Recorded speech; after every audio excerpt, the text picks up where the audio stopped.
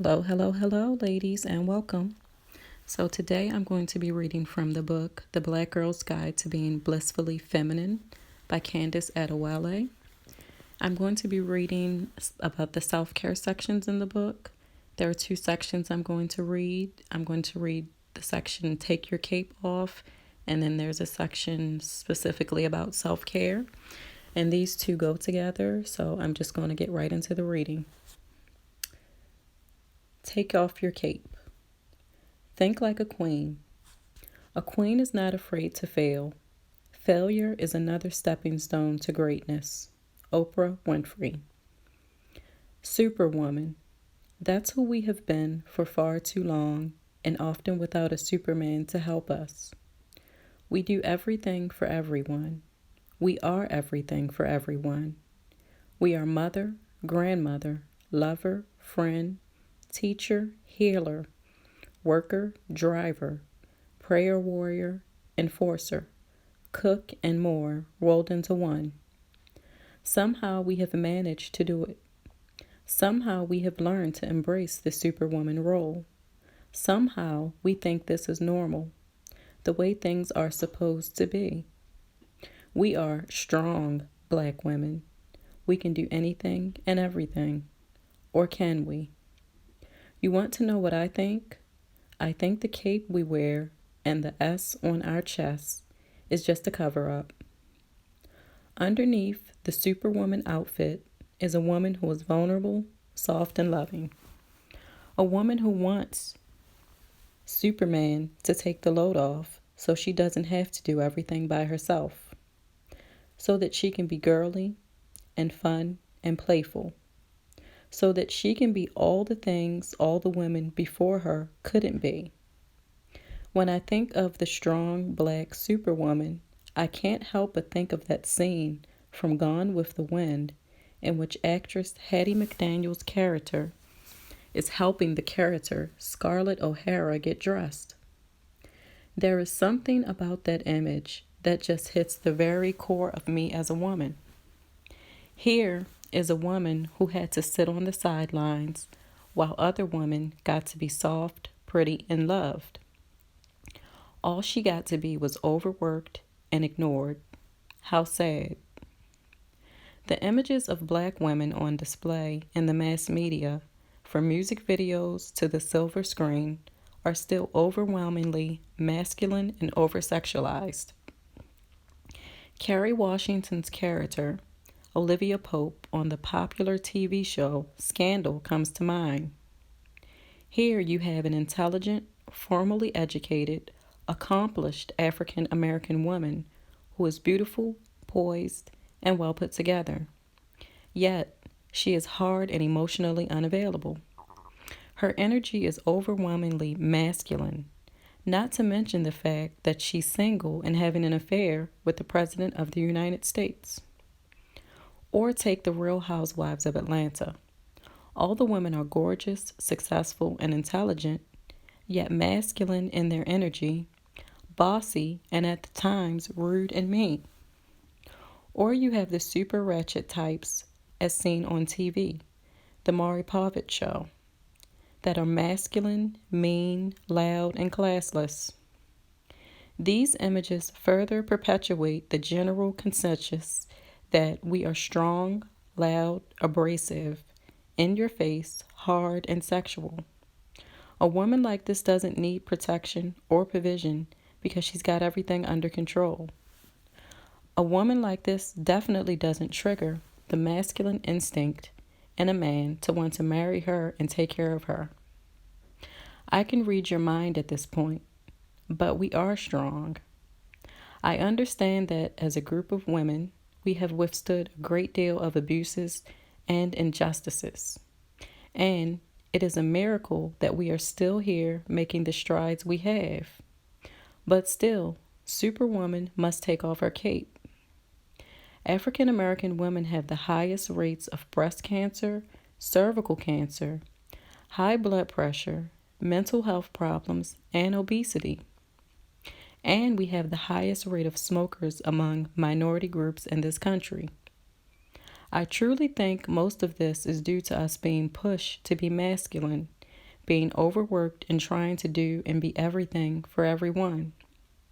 It's time to retire your cape.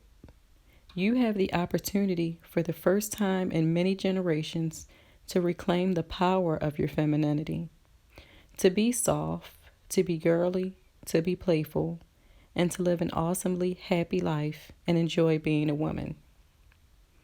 Ways you can retire the cape. 1. Cut off negative people. Negative people will drain you, use you, and suck you dry. If you keep them around, they will leave you with very little energy to polish your femininity. Or they will so drain you emotionally that you will be in masculine energy too much. 2. Avoid other people's problems. Do not unnecessarily involve yourself in other people's problems. You don't have to save everybody, and this includes your siblings and grown children. Learn to create boundaries for yourself. 3. Ask for help. Many are afraid to ask for help due to a fear of being rejected. Admitting that you need help and then asking for it and being open to receive the help keeps you very feminine.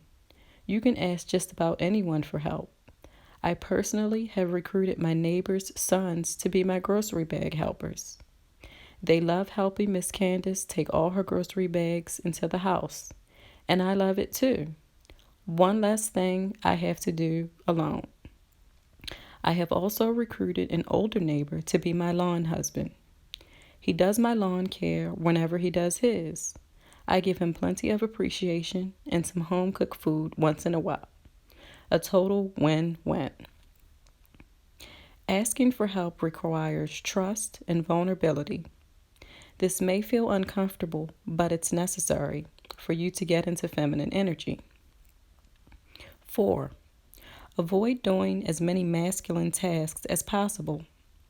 This includes taking out the garbage, mowing the lawn, and fixing your car. 5. Create community. Build a community of other women who are positive, feminine, and trustworthy.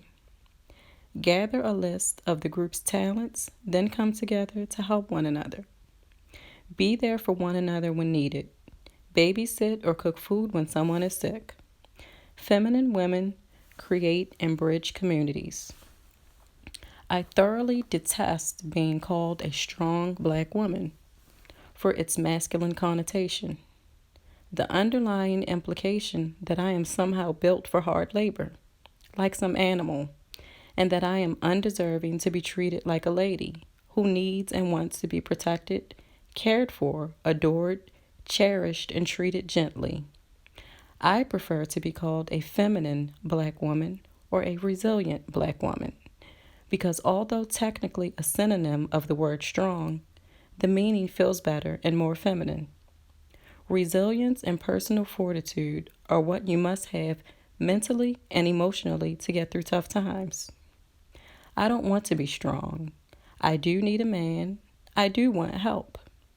I do want to be taken care of and protected. I do need community, and I wear dresses, not capes. I'm not a pushover. I'm not superwoman. I am a resilient woman. I have dropped my cape, and I cordially invite you to drop yours too. So I'm going to go to the next section, which is take care of you. Women should not have to adopt masculine traits in order to succeed. You should be able to stay as a woman and in tune with your femininity and still be equal. Isla Fisher. Now that you have taken off your cape, your heart is expanding, you are feeling brand new, and it's time to take care of you, my sweets. Self-care is an expression of love. We all know you can't properly love on other people if you are continuously neglecting yourself. Create a beauty ritual. When I think of beauty rituals, my mind is transported to ancient Egypt. The ancient Egyptians were devoted to having daily beauty rituals, and smelling good was very important. They were famous for their perfume oils. My mind is even taken to the enslavement period of our ancestors, when African American women used time off on Sundays to beautify themselves and get creative by grooming their hair in elaborate styles and dyeing their clothing different colors. Looking good has always been important to us. It was said that in 1744 in South Carolina, members of a grand jury responded to black women who did not obey legal clothing restrictions by complaining that Negro women in particular do not restrain themselves in the clothing as the law requires, but dress in apparel quite gay and beyond their station. No law has ever or will ever stop us from looking fabulous. This is who we are. Looking good and beautifying ourselves is our tradition, so now we only have to make it a priority in our lives. I encourage you to create a simple daily beauty routine to keep your skin, both face and body, teeth, hair, and nails looking healthy and beautiful. Once a week, I suggest you take time to do a more intricate beauty ritual, like a ritual bath with candles, music, bath salts, oils, whatever it is that gets you in your juicy, feminine, sensual flow.